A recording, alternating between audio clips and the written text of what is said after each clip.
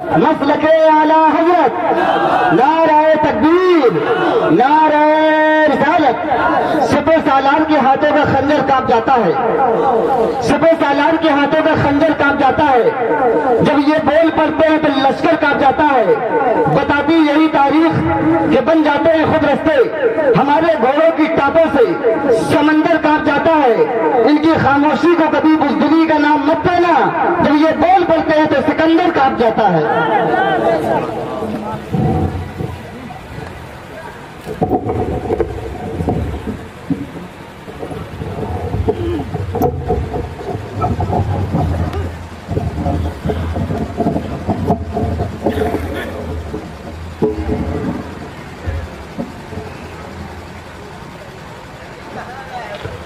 ممبر نور پر جلوہ فرما علماء ذوال اکرام، حفاظ اکرام و محترم بزرگوں، نوجوان ساتھیوں، عزیز بچوں، اسلامی رشتے کی ماؤں بہنوں، السلام علیکم ورحمۃ اللہ وبرکاتہ۔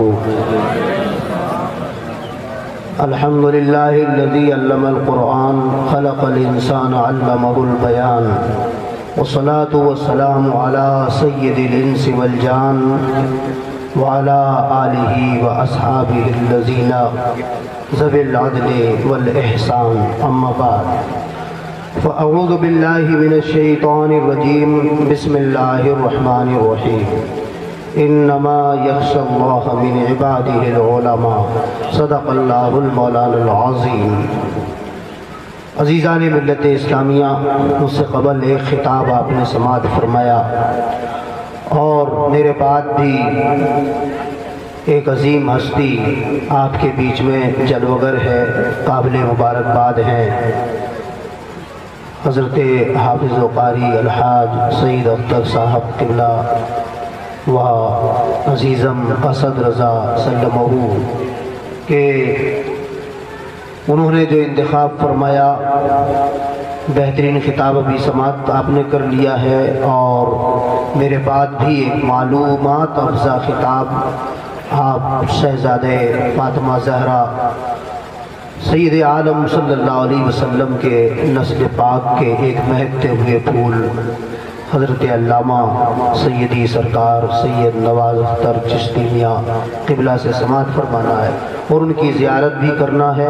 وہ آل رسول ہیں، اور اللہ تبارک و تعالیٰ ان کے فیضان سے ہم سب کو مالا مال فرمائے۔ وہ ابھی تشریف لائیں گے انشاءاللہ تعالیٰ، تو آپ بغور ان کا خطاب بھی سنیے گا اور ان کی زیارت بھی کیجیے گا۔ میں اس مدرسے میں نیا نہیں ہوں، جب سے یہ مدرسہ قائم ہے یا قائم نہیں بھی تھا تب بھی میں یہاں آتا رہا، آپ کے علاقے سے واقف ہوں، اور میں بھی گویا کہ یہ کہہ لیجئے کہ آپ کے گھر کا ہی ایک فرد ہوں۔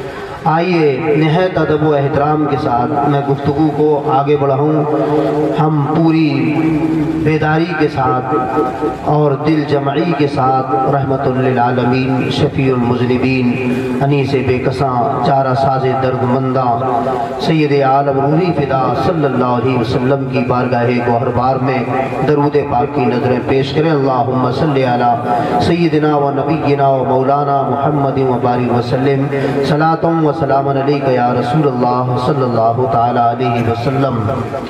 لطیف آب و ہوا ہے گنبد خضرا کے سائے میں، لطیف آب و ہوا ہے گنبد خضرا کے سائے میں، حیات افزا فضا ہے گنبد خضرا کے سائے میں، حیات افزا فضا ہے گنبد خضرا کے سائے میں، اور نظام کائنات و نظم و ضبط زندگی پہ ہم، نظام کائنات و نظم و ضبط زندگی پہ ہم مرتب ہو رہا ہے گنبد خضرا کے سائے میں، مرتب ہو رہا ہے گنبد خضرا کے سائے میں، اور جبین عرش بھی جس کی قدم بوسی پہ نازاں ہے، جبین عرش بھی جس کی قدم بوسی پہ نازاں ہے، وہ فخر انبیاء ہے گنبد خضرا کے سائے میں، وہ فخر انبیاء ہے گنبد خضرا کے سائے میں۔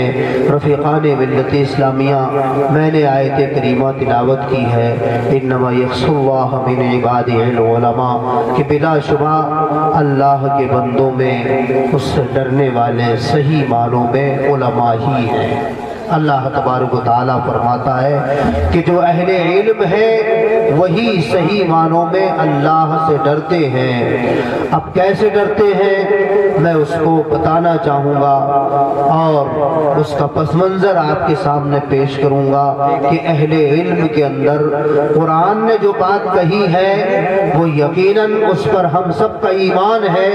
कुरान ने जो कहा और कुरान जो कहता है वो हक है कि अल्लाह फरमा रहा है कि मेरे बंदे तो सभी हैं लेकिन सही मानों में मुझसे जो डरने वाले हैं वो अहले इल्म है, अल्लाह ने फरमाया। भाई मेरे भाइयों, अब अल्लाह से अगर डरना है तो हमें चाहिए कि हम इल्म हासिल करें। अब मदरसों में आने वाले बच्चे मदरसा गुलशने बरकात में आएंगे तो इल्म हासिल कर लेंगे, जामिया अशरफिया में आप बच्चों को भेजेंगे वो इल्म हासिल कर लेंगे, किसी भी जामिया समदिया में आप बच्चों को भेजेंगे वो इल्म हासिल कर लेंगे। लेकिन ये बात तो आपको भी पता चल गई कि अल्लाह के बंदों में सही मानों में डरने वाले उलमा हैं। जब उलमा हैं तो क्या बूढ़ा क्या जवान हर एक को चाहिए कि वो इल्म हासिल कर ले, हर एक को चाहिए, हर एक को चाहिए वो इल्म हासिल कर ले।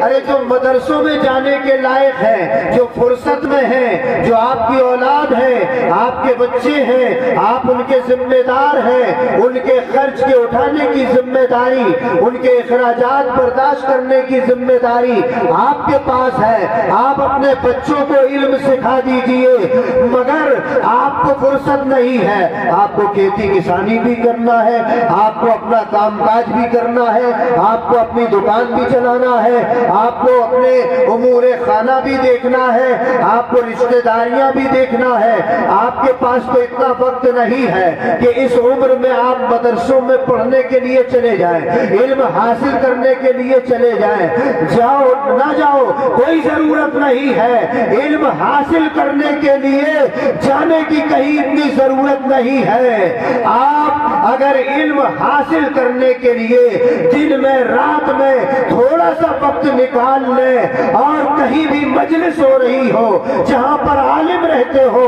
आलिमों की सोहबत में चले जाया करो, 10 मिनट का वक्त दे दो तो मसले मालूम हो जाएंगे। थोड़ी देर के लिए बैठ जाओ, एक मसला मालूम करके आ जाओ, मीलादों में आओ, जलसों में आओ, ये नियत करके आ जाओ कि अल्लाह ने फरमाया है कि अल्लाह के बंदों में वही डरते हैं सही मानों में जो अहले इल्म होते हैं। तो चलो हम घर से चल रहे हैं, कारी सईद अख्तर साहब ने जलसा करवाया है, एक बड़ा जलसा है जिसमें उलमा को बुलाया है। घर से चलो, नियत ये कर लो चलेंगे जलसे में, किसी आलिम की तकरीर सुनेंगे और उससे कुछ सीखने की कोशिश करेंगे, इल्म हासिल करने की कोशिश करेंगे, गौर से सुनेंगे एक एक बात और अपने जहन में महफूज कर लेंगे, इल्म हासिल करने जाएंगे। ये नियत लेकर के आओगे तो हमारे आका मौला ने क्या इरशाद फरमाया कि जो भी बंदा तलबे इल्म के लिए चलता है तो फरिश्ते उसके पैरों के नीचे अपने पर बिछा देते हैं। सुभान अल्लाह, सुभान अल्लाह, सुभान अल्लाह के नीचे अपने पर बिछाते हैं। अगर नियत हमारी है, दिल हमारा है, जहन हमारा है, हम क्यों ये नियत करें कि चलो देखते हैं जलसा जमता है कि नहीं जमता। ये नियत नहीं, वो जलसा तो पैगंबर आजम से मंसूब है, वो जलसा तो रसूलुल्लाह की तरफ मंसूब है, वो तुम्हारे जमाने से नहीं जमता, वो तो जमाया है। आप आओ ना आओ वो तो रसूलुल्लाह से मंसूब हो गया है, वो जलसा तो जमेगा ही जमेगा। कोई आए ना आए अल्लाह के फरिश्ते वहां पर आएंगे, कोई आए ना आए जिन्नात वहां पर आएंगे, लेकिन हम जहां भी जलसा हो, उलमा आ रहे हो, हम वहां जरूर पहुंचे और इल्म हासिल करने की गरज से पहुंचे। तो फायदा क्या होगा मैंने अभी बताया हदीस के हवाले से। दूसरा फायदा और बता दें आपको, मौत का कोई भरोसा नहीं है, मौत का कोई भरोसा नहीं है। वो کب آ جائے، گھر میں آ جائے، کھیت میں آ جائے، کھلیان میں آ جائے، جوانی میں آ جائے، بڑھاپے میں آ جائے، کب آ جائے کس کو بھروسہ ہے موت کب آ جائے۔ علامہ مفتی عبدالوحید صاحب قبلہ کون جانتا تھا کہ وہ اتنی جلدی ہمارے بیچ سے رخصت ہو جائیں گے۔ انہوں نے ایک عظیم ادارے کی بنیاد ڈالی، وہ یہاں کام کرنا چاہتے تھے، وہ بچوں کو پڑھوانا چاہتے تھے، ان کے اور بھی بہت سارے منصوبے تھے جنہیں مستقبل میں وہ پورا کرنا چاہتے تھے، لیکن اللہ کے یہاں عمر مقرر ہے، کس کو کب جانا ہے۔ جتنی کوشش اس بندے خدا نے کی ہے اور جتنا کام وہ بندے خدا کر گیا ہے، وہ بہت سے لوگ برسوں میں نہ کر پائیں گے، وہ 100 سال کی عمریں گزر جائیں گی لیکن نہیں کر پائیں گے۔ اس اللہ کے بندے نے ایک کام کیا ہے، ایک عظیم ادارہ بنایا ہے، یہ ادارہ چلے گا۔ حالات کے پیش نظر کہیں کوئی مرض آ گیا، حادثہ آ گیا، سبھی ادارے متاثر ہوئے ہیں، اس میں اس کا شکار یہ بھی ادارہ ہوا، لیکن ہم امید کرتے ہیں کہ حضرت نے جو باغ لگایا تھا وہ باغ اور بھی زیادہ پھلے گا پھولے گا، چونکہ وہ جن ہاتھوں میں ہے وہ ہاتھ بھی کوئی کمزور نہیں ہے۔ انشاءاللہ اگر خلوص رہا تو یہ ادارہ بھی ایک اپنا عالم میں ایک وجود بنائے گا۔ کہنے کا مقصد یہ ہے کہ کسی کو پتہ نہیں کہ دنیا سے کون کب چلا جائے گا، اس لیے اپنی نیتوں میں اخلاص پیدا کر لو، اپنے دلوں کی دنیا کو صاف پاک کر لو، گھروں سے نکلا کرو، مجلسوں میں جایا کرو، علماء کی مجلس میں جاؤ تو یہ سوچ کر آؤ کچھ حاصل کریں گے، اور اگر اس نیت سے آئے ہو کہ علم دین سیکھنے جا رہے ہیں اور اس بیچ میں کسی کو موت آ جاتی ہے تو نبی فرماتے ہیں اسے شہادت کا درجہ عطا کر دے۔ سبحان اللہ سبحان اللہ سبحان اللہ سبحان اللہ، پر شہادت کا درجہ عطا کر دیا جائے گا۔ انما یخشی اللہ من عبادہ العلماء، بلا شبہ اللہ کے بندوں میں اللہ سے صحیح معنوں میں اہل علم ہی ڈرتے ہیں۔ اللہ فرماتا ہے اہل علم ڈرتے ہیں۔ حضرت سیدنا فاروق اعظم رضی اللہ تعالیٰ عنہ فرماتے ہیں اللہ تعالیٰ نے عالموں کو ایک ردا عطا فرمائی ہے، ایک چادر علم عطا فرمائی ہے۔ کیا عطا فرمایا؟ ایک چادر علم عطا فرمائی ہے، وہ ان کے اوپر سایہ گستر رہتی ہے۔ جو بھی اہل علم ہے ان سے اگر کوئی خطا سرزد ہو جاتی ہے، کوئی گناہ ہو جاتا ہے تو وہ اسی چادر کا اور اپنے علم کا اور عمل کا کو ذریعہ بنا کر اللہ کی بارگاہ میں دعا کرتا ہے، اللہ پھر اس کے اوپر اس چادر کو سایہ فگن کر دیتا ہے۔ پھر کوئی گناہ ہو جاتا ہے تو پھر وہ اپنے علم سے اور اپنے عمل سے اپنے رب کو منانے کی کوشش کرتا ہے۔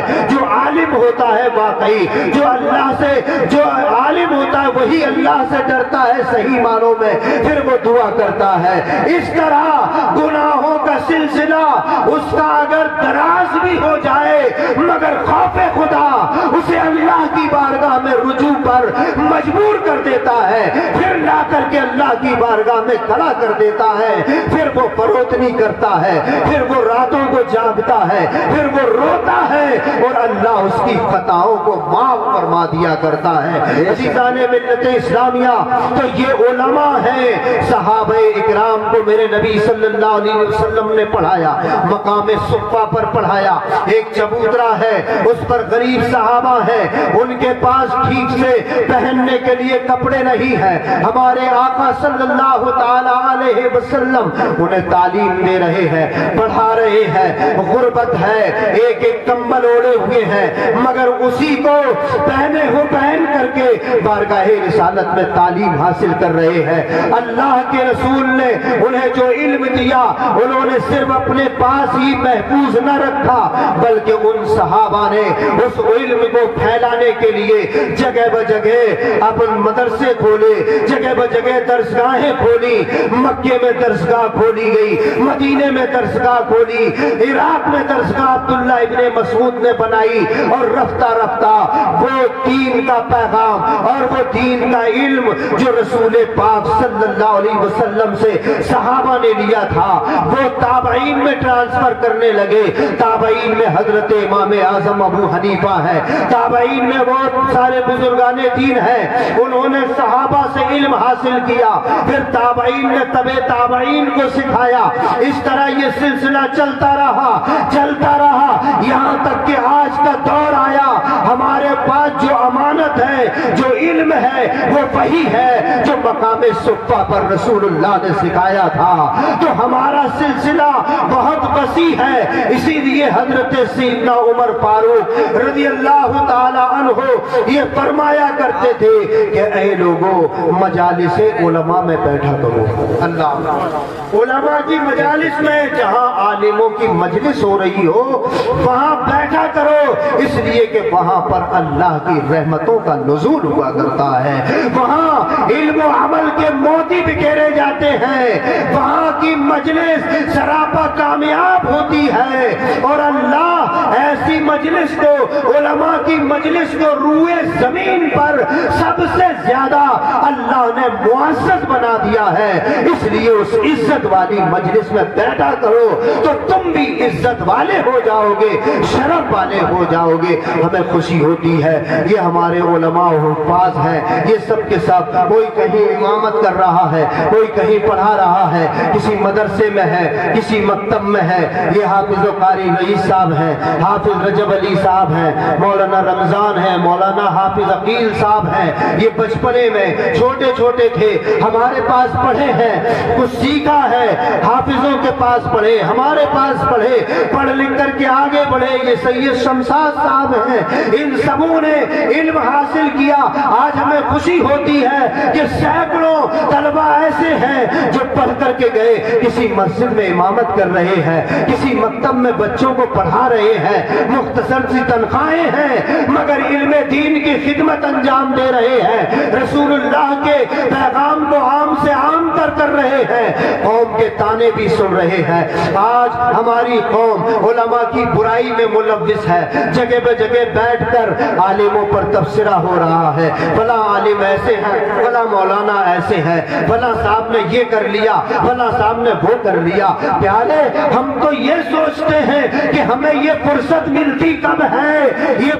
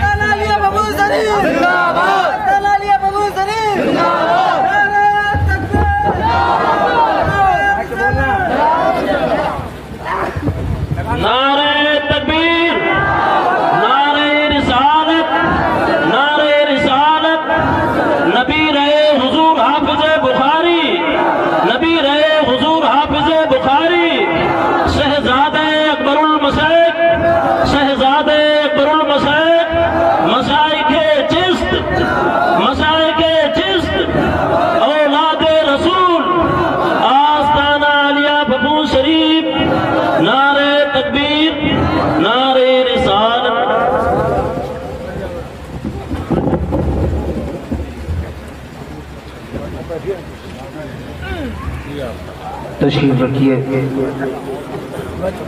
دیکھیے میں نے پہلے بھی کہا تھا کہ ایک عظیم ہستی جلوہ گر ہونے والی ہے، گل گلزار فاطمہ زہرا اولاد علی، حضرت علامہ سیدی سرکار سید نواز اختر چشتی میاں صاحب قبلہ متظلف العالی خانقاہ عالیہ سمدیہ پختون شریف سے جلوگر ہو چکے ہیں۔ ہم اور آپ سب کی زیارت کریں اور فیض حاصل کریں۔ ایک عظیم ہستی ہمارے بیچ میں آ گئی، بس یہ کہہ لیجئے کہ ہمارے امام آ گئے ہیں۔ اب امام کے سامنے غلام کی تقریر ہو رہی ہے، امام کے سامنے غلام کی تقریر، بس یہ یہ سوچیے. ایک بار درود پاک پڑھ لیجیے. اللہم صلی علی سیدنا و نبینا و مولانا محمد و بارک وسلم. صلاۃ و سلام علیک یا رسول اللہ صلی اللہ تعالی علیہ وسلم. تو عزیزان ملت اسلامیہ، علماء کا وقار اور علماء کا مقام کیا ہے، اور یہ مدارس ہمارے کیوں کھولے جاتے ہیں؟ اگر یہ مدارس نہ ہوتے تو آج جو ہم قال اللہ قال الرسول کی صدائیں سن رہے ہیں، آج ہمارے یہ مدارس ہیں جن کی وجہ سے ہمیں امام مہیا ہو رہے ہیں. یہ مدارس ہیں جو ہمیں مقرر دے رہے ہیں، مدرس دے رہے ہیں، مفتی دے رہے ہیں. یہ انہی مدارس کا کمال ہے. اگر یہ مدرسے نہ ہوتے تو بتائیے ہمارے پاس کیا رہ جاتا؟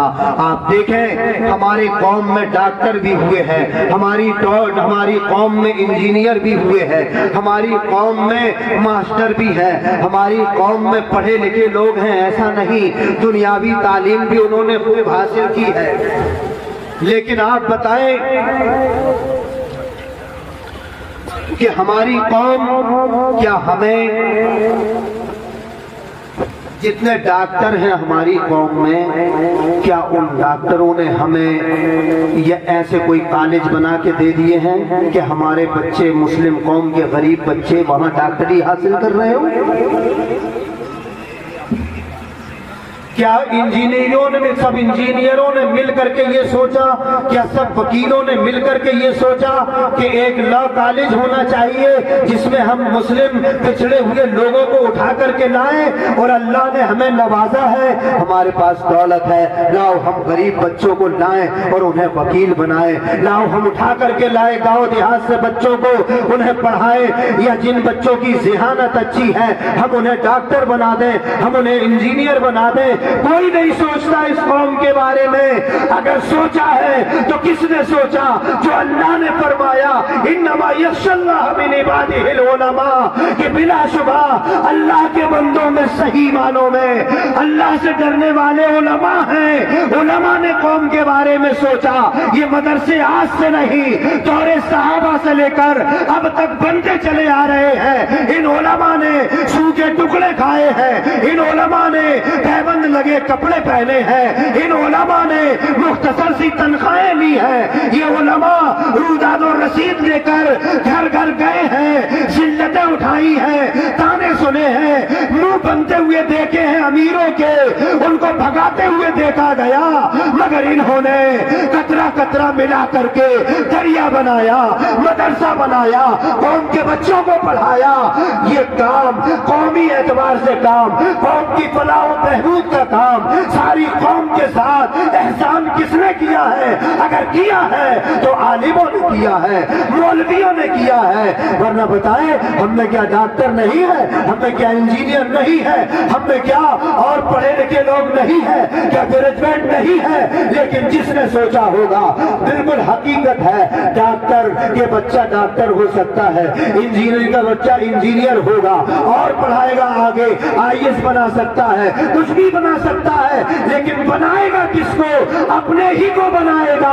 قوم کے دوسرے کے بچے کی فکر نہیں ہے. وہ یہ نہیں جانتا کہ صرف ہماری ہی کامیابی نہیں، ہماری پوری قوم، چاہے ہماری پوری قوم پڑھ جائے، آگے بڑھ جائے، وکیل پائے جائے، انجینئر پائے جائے، ڈاکٹر پائے جائے ہماری قوم میں. یقیناً اگر ایسا ہو گیا ہوتا جس طرح عالموں نے سوچا، مولویوں نے سوچا، ایسے ہی پوری قوم نے سوچ لیا ہوتا تو اس قوم کا بھلا ہو جاتا. یہ قوم جاہل نہ کہلاتی، اس قوم کو یہ تانے نہ سننے پڑتے کہ تم سے پنچر بنوائے جائیں گے، تم تو گاڑیوں کا کام کرو گے، تم سائیکلوں کے موٹر سائیکلوں کے پنچر جوڑو گے.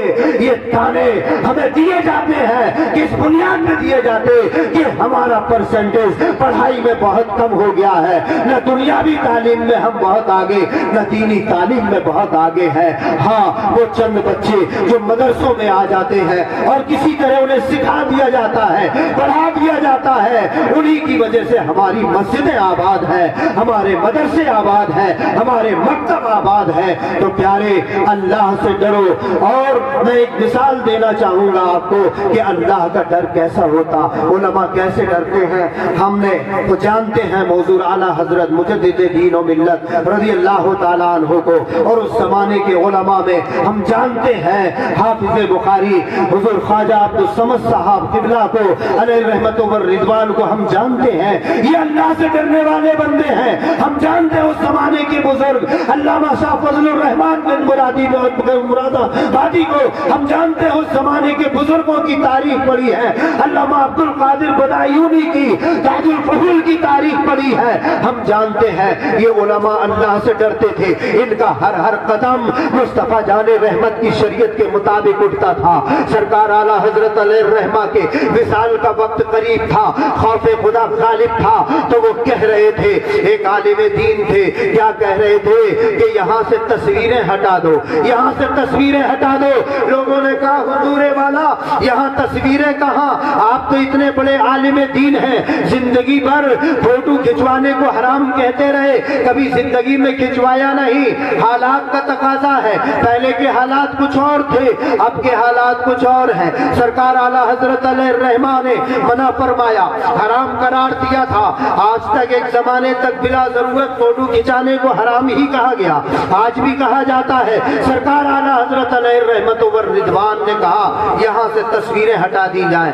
کہا حضور والا تصویریں تو یہاں موجود نہیں, آپ کی بارگاہ میں آپ کے کمرے میں تصویروں کو کیا ہوگا, جہاں کنی کا وقت ہے, روح کا پس انصری سے پرواز کرنے والی ہے, اور ایک عالم دین خشیت الہی کا یہ عالم ہے, تصویریں ہٹاؤ. تو لوگوں نے کہا تصویریں یہاں کہاں آئی حضور. کہا میرا مقصد ہے اپنی جیب سے جو روپیہ پیسے پڑے ہیں انہیں بھی ہٹا دو. اس میں چھوٹی چھوٹی تصویریں بنی ہیں, اگرچہ اس کا وہ شرعی حکم نہیں, لیکن تقویٰ یہ ہے کہ ان کو بھی ہٹوا رہے ہیں, انہیں بھی باہر کر دو. کوئی تصویر کسی قسم کی میرے کمرے کے اندر نہیں رہے گی. یہ خشیت کا عالم ہے. اسی لیے تو سیدنا عبداللہ ابن مسعود رضی اللہ تعالیٰ عنہ نے فرمایا تھا کہ لیس العلم بکثرت الحدیث لیکن العلم بکثرت الخشیہ. حضرت عبداللہ ابن مسعود فرماتے ہیں کہ علم جو ہے باتیں بنانے کا نام علم نہیں ہے, زیادہ باتیں بنانے کا نام علم نہیں ہے. علم دراصل جو ہوتا ہے وہ خشیت ربانی کا نام ہے, وہ خوف الہی کا نام ہے, جس کے اندر خوف الہی پیدا ہو جائے. اور اللہ فرما رہا ہے کہ خوف خدا پیدا کس بنیاد پر ہوگا, علم کی بنیاد پر ہوگا. علامہ عبد الوحید علیہ الرحمہ اللہ تعالیٰ ان کی مغفرت فرمائے, میرے ساتھ ان کے زندگی کے شب و روز گزرے. ایک زمانہ اشرفیہ میں ان کے ساتھ رہا ہوں, میں دیکھا ہے, ان کے حالات کو دیکھا ہے. اللہ نے غضب کی ذہانت عطا فرمائی تھی اس بندے کو. وہ رہنے والا تو آپ کے بیچ کا تھا, چتیلا کا تھا, لیکن آج ایک جہاں اس کو جانتا ہے.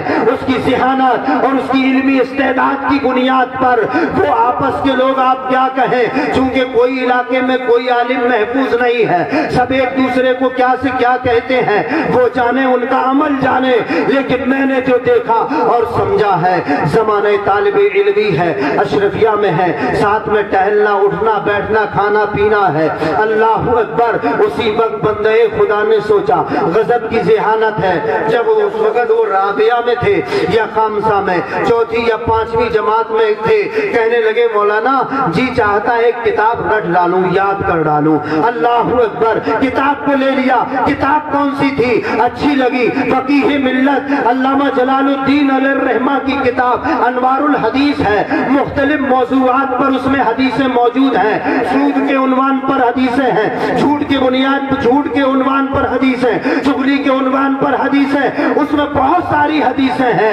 ایک اچھا خاصا ذخیرہ ضرورت کے تحت انہوں نے تیار کیا ہے. انوار الحدیث کو یاد کرنا شروع کیا. اس بندے خدا نے 15 دن کے اندر انوار الحدیث کو بالکل زبانی یاد کر لیا.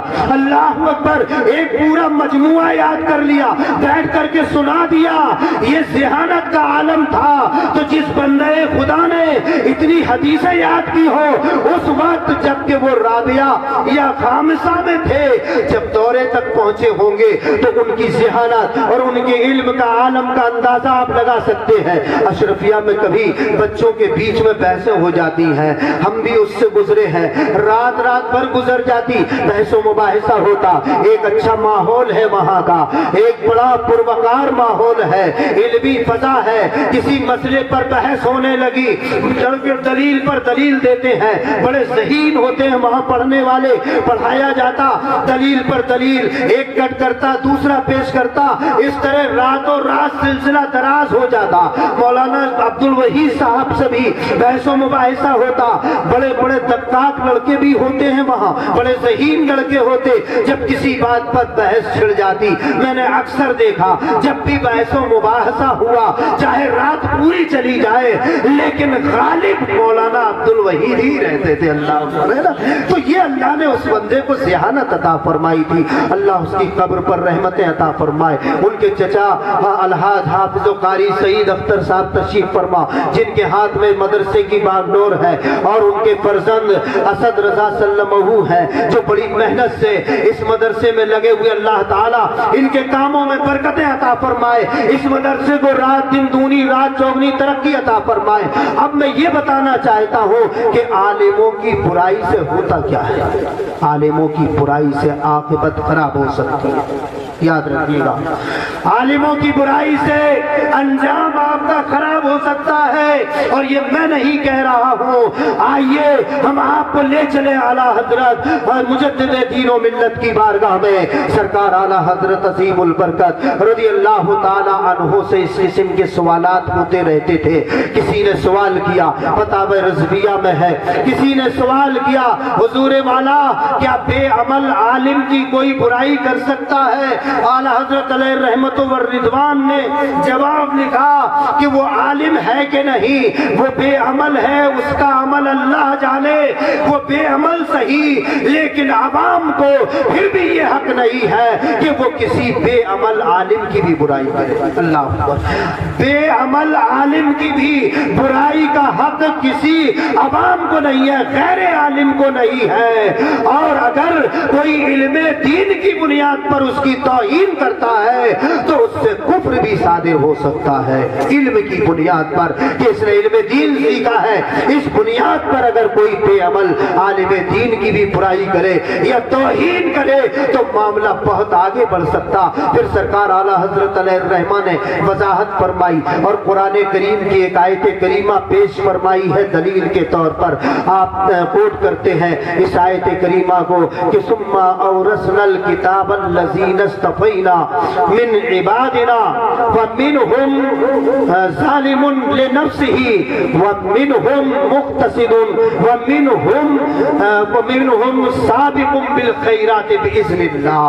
یہ اعلیٰ حضرت علیہ الرحمہ نے اس آیت مبارکہ کو لکھا قرآن کی، اگرچہ متعدد اس کی تفسیریں کی گئی ہیں، بعض لوگوں نے صحابہ میں ہی 3 گروپ بنا دیے اس آیت کو لے کر کے مفسرین نے، کچھ لوگوں نے پوری امت کے 3 گروپ بنائے ہیں، مگر اعلیٰ حضرت جو استدلال کر رہے ہیں تفسیر در منصور کے حوالے سے، آپ کا استدلال یہ ہے کہ 3 قسم کے عالم ہوتے ہیں۔ آپ فرما رہے ہیں 3 قسم کے، اللہ تعالیٰ فرما رہا ہے کہ ہم نے وارث کیا ہے کتاب کا اپنے بندوں میں سے، تو ان میں سے کچھ تو ظالم لنفس ہی ہے، یعنی جو گنہگار ہوتے ہیں ان کو اللہ نے ظالم لنفس ہی کہا، اور کچھ ان میں سے میانہ روی اختیار کرتے ہیں، یعنی کہ درمیان میں رہتے ہیں، نہ بہت برے ہیں نہ بہت اچھے ہیں، درمیانی رہتے ہیں، اور کچھ ان میں سے یہ ہے کہ جو بھلائیوں میں سبقت لے جاتے ہیں اللہ کے حکم سے۔ تو یہ 3 گروپوں کا ذکر فرمایا اللہ نے۔ تو اعلیٰ حضرت فرماتے ہیں اس آیت کریمہ کا یہ مطلب ہے کہ اللہ نے اپنے بندوں گروپوں میں سے جن کا انتخاب کیا ہے وہ 3 گروپ وہ ہے. ایک تو وہ عالم ہے کہ جو بے عمل ہے، یعنی عالم تو ہے لیکن اپنے علم پر پوری طرح ان کا عمل نہیں ہے، تو ان کو ظالم لنفسہ ہی کہا اللہ نے، یعنی وہ اپنے نفس پر اپنے آپ پر ظلم کرنے والے گنہگار ہیں. اور دوسری جماعت جو ہے وہ درمیانی ہے علماء کی، یعنی بہت اعلیٰ نہیں ہے عمل کے میدان میں لیکن علم والے ہیں، درمیانی رہتے ہیں. اور ایک جماعت وہ ہے جو تو بھلائیوں میں سبقت لے گئی ہے، وہ بہت اعلیٰ قسم کے علماء ہیں. یہ 3 گروپوں کا ذکر کیا اعلیٰ حضرت نے.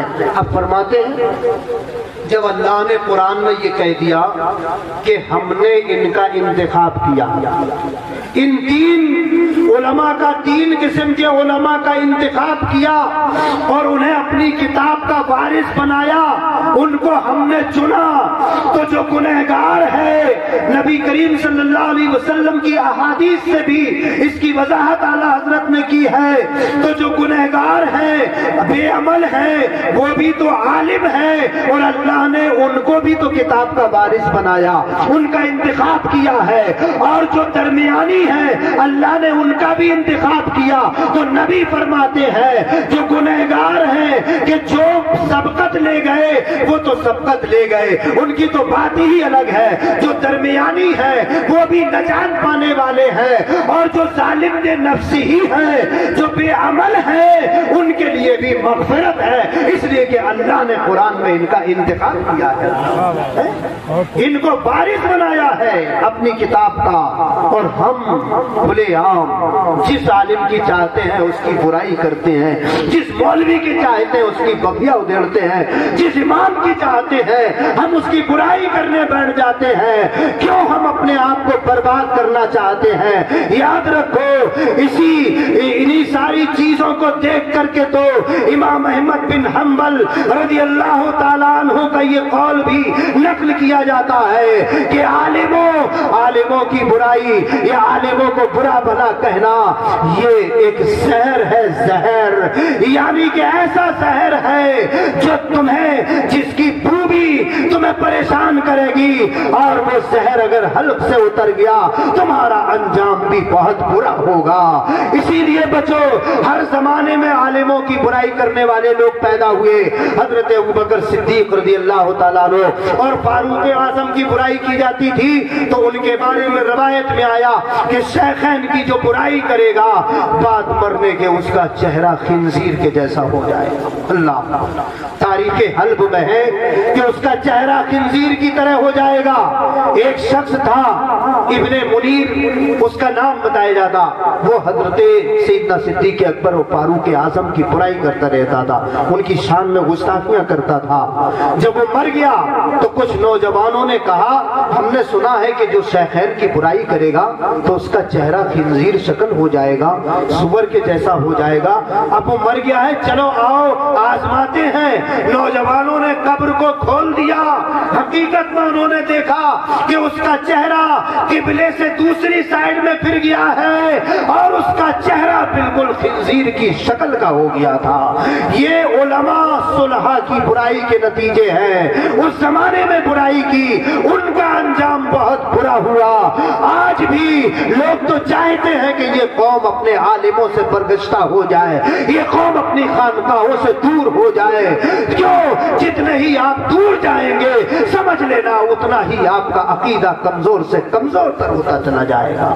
مسلمانوں، علماء کی قدر پہچانو، غنیمت سمجھو.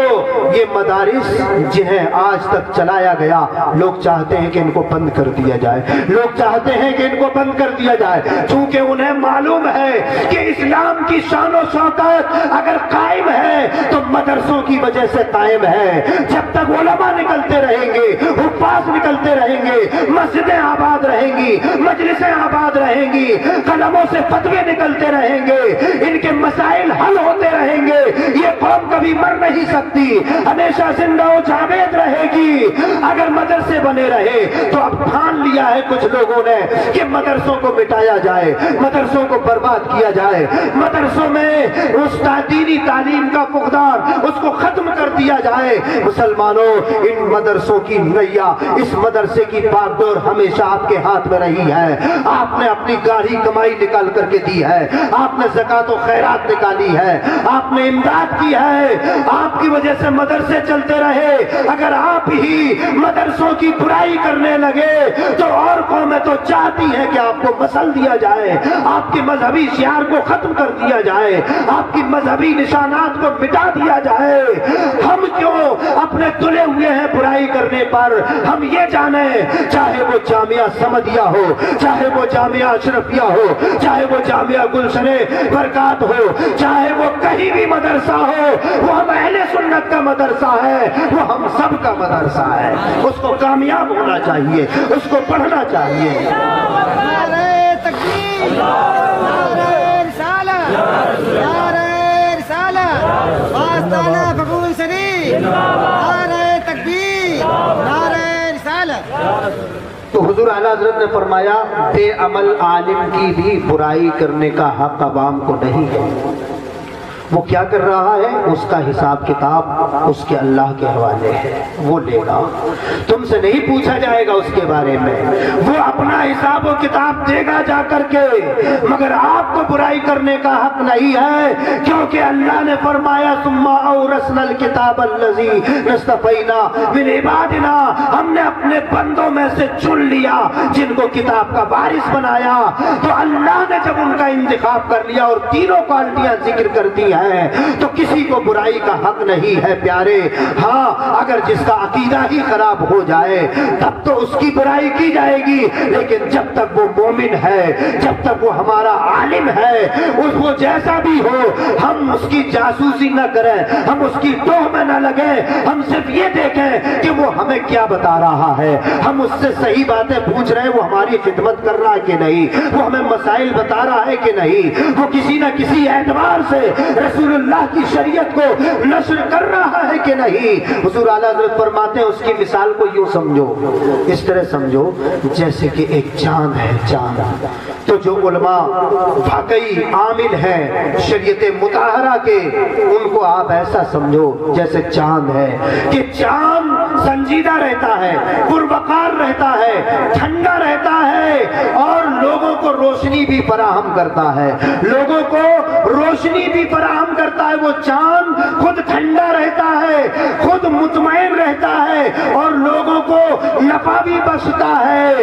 اور بے عمل عالم کو یہاں پر لے لو, اس کی مثال ایسی ہے جیسے شمع, جیسے چراغ ہے, کہ چراغ خود جل رہا ہے لیکن دوسروں کو روشنی فراہم کر رہا ہے. وہ خود تو جل رہا ہے, خود جل رہا ہے, لیکن دوسروں کو نفع پہنچا رہا ہے. تو یہ چراغ کی مثال بے عمل عالم کی ہے, اور چاند کی مثال با عمل عالم دین کی ہے. اس لیے وہ دونوں کے دونوں عوام کی نظر میں محترم ہونے چاہیے. ہم بات بات پر باتیں پیدا کرتے, زبردستی کے ہم شوشے گوشے نکالتے ہیں ایک دوسرے کی برائی کرنے کے لیے. ان برائیوں نے ہماری کمر توڑ دی. ہمارے پاس بچا کیا ہے؟ اے ملت کے جوانوں بتاؤ, اے میرے بزرگوں بتاؤ, بچا کیا ہے؟ بتائیے. آپ 300 سال پہلے کی تاریخ اٹھائیے. حضور تشریف فرما ہے ہمارے سرکار نواز اختر میاں صاحب قبلہ متظلہ العالی, وہ تشریف فرما, ان کی نظر سے یہ گوشے پوشیدہ نہیں ہیں. آج سے 300 سال پہلے کی تاریخ آپ اٹھائیں گے تو پورے ہندوستان میں آپ کو, بلکہ بر صغیر میں آپ کو کوئی دوسرا فرقہ نہیں ملے گا. تاریخ آپ پڑھیے, الملل والنحل وغیرہ جو تاریخیں لکھی گئی اس موقع پر, سرکار تشریف فرمائے. 300 साल पहले आप जिस फिरके की तारीख उठाइए वो इसी 300 साल के अंदर आएगी, चाहे कोई सा फिरका हो। उसके पानी को ले लीजिए, उसकी किताबों को ले लीजिए, इसी बीच का वक्फा है। और उससे पहले सहाबा से लेकर के और यहाँ हिंदुस्तान तक मुसलमान 300 साल पहले तक एक अकीदे पर थे, सब खुशहाल थे, सब एक, किसी में कोई अकीदे की बुराई नहीं थी। वो चंद पैदा हुए खारजी वगैरह वो मारे गए, मौलाए कायनात ने जम करके उनको मारा है ना, नहावत की सरजमीन पर जंग हुई, खूब उड़ाया गया उन्हें, तो उनका तो कला कमा कर दिया था, वो तो बहुत मुख्तसर से बचे थे। लेकिन 300 साल से बाज़ाब्ता यहाँ हिंदुस्तान में ये फितने आए हैं। उससे पहले हम हिंदुस्तानी मुसलमान थे, सुन्नी थे, अहले सुन्नत थे, रसूलुल्लाह को मानते थे, खानकाहों पे हाजिर होते थे, बुजुर्गों का अदब व एहतराम करते थे, हमेशा यही होता रहा। ये चंद दिनों से ये मामले हुए तो बताओ, हम अहले सुन्नत का अकीदा अगर बहुत मजबूत था तो हम ही में से कट करके देवबंदी कैसे चुप हो गए, हम में से कट करके कुछ वहाबी कैसे हो गए, हम में से कट करके कुछ शिया कैसे हो गए, हम में से निकल करके कुछ अहले हदीस कैसे बन गए। जब हम 300 साल पहले एक थे तो जाहिर सी बात है ये जितने फिरके बने हैं सब अहले सुन्नत से ही तो निकल के बने हैं। ऐ अहले सुन्नत, मेरा सवाल है कि तुम इतने कमजोर कब से हो गए, तुम्हारी कमर किसने तोड़ दी कि जिसने चाहा अपनी डोर ली और अपनी लुटिया ली, अपना डोल लिया और बस निकाल करके ले गया। इतने कमजोर तुम कब से हो गए, तुम ही में से अहले हदीस बन गए, तुम ही में से देवबंदी बन गए, तुम ही में से गैर मुकल्लिद बन गए, तुम ही में से राफसी बन गए, तुम ही में से खारजी बन गए। ये मुताद्दिद फिरके जब 300 साल पहले इनका वजूद नहीं, अहले सुन्नत से ही कट करके बने, फिर भी अहले सुन्नत की तादाद अल्हम्दुलिल्लाह दुनिया में सबसे बड़ी है। अभी भी समझ जाओ और इतना कमजोर ईमान न रखो कि कोई नेट पे कुछ कह दे, यूट्यूब पे कुछ कह दे, बस उसी पर ईमान ले आओ। बहुत से आमन तो बिल माल वाले हैं, कहीं से माल मिल गया बस उस पे ईमान ले आए, बहुत से झूठी इज्जत मिल गई उस पे ईमान ले आए। ऐ अहले सुन्नत, पहले भी तुम एक रहे हो, आज भी सीसा पलाई दीवार बन जाओ। तुम्हारा मजहब मुहज्जब, तुम जिस मसलक के मानने वाले हो वो अदब व एहतराम का मसलक है, वो औलिया की मोहब्बतों की तालीम देता है, वो रसूलुल्लाह के इश्क की तालीम देता है। बाकी जितने फिरके बने हैं वो गुस्ताखियों की बुनियाद पर बने। तुम्हारे पास तो मोहब्बतें हैं, तुम्हारे पास तो इश्क रिसालत है, तुम्हारे पास तो इश्क औलिया है। और ये सिखाया था उलमा ने, आज उलमा से आप बेजार हो रहे हैं जिसकी बुनियाद पर हमारे अकीदे खराब हो रहे हैं और हम जहन्नम के हकदार होते हुए नजर आ रहे हैं। मेरे भाइयों, हरगिज़ नहीं, इन सारी चीजों से गुरेज कीजिए और अहले सुन्नत हो तो अपने ईमान और अकीदे पर डट जाओ, मजबूत हो जाओ। इसलिए कि ये अहले सुन्नत वो है कि जिनका सिलसिला जो सिद्दीक़ अकबर से शुरू हुआ है, इमाम आज़म तक, गौसे आज़म तक और बुजुर्गों तक आया, और वही सिलसिला आज भी मौजूद है। वही अदब व एहतराम सहाबा में था और वही अदब व एहतराम सुन्नियों में पाया जाता है। तो मेरे भाइयों, उलमा ने सिखाया, इन मदरसों ने हमारे तशख़्ख़ुस को बरकरार रखा है। इसलिए मदरसे वाले जिनको आप जानते हैं, जो भी आपके दरवाजे पर पहुंच जाए, गनीमत समझो, ये सोच करके दो यही मदरसे तो हैं जहां से हमें इमाम मिलते, जहां से हमें तरावी के लिए हाफिज मिलते, जहां से हमें मुकर्रिर मिलते, जहां से हमें मुहद्दिस मिलते हैं, मुफ्ती मिलते हैं। जो आपसे बन सके कुछ न कुछ इमदाद मदरसों की करते रहो ताकि ये दीन के किले खड़े रहे और हम तरो ताजा बने रहे। इतनी खिदमत आप करने लगे, बुराइयां छोड़ दें, उम्रें बहुत गुजर चुकी, मौत का कोई کوئی بھروسہ نہیں ہے۔